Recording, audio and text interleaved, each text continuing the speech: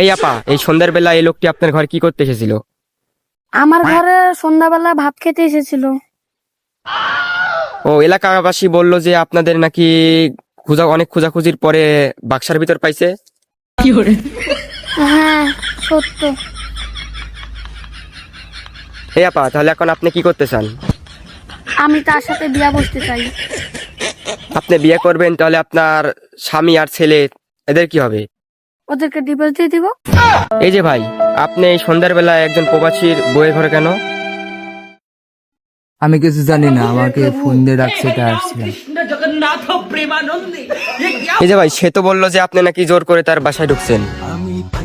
আসলে ওনার স্বামী অনেকদিন থেকে প্রবাসী আছে, তে ওই জন্য আমাকে ফোন দিয়ে ডাকছিল, ওই জন্য আমি গেছিলাম। কি আপা, কথাটা কি সত্যি?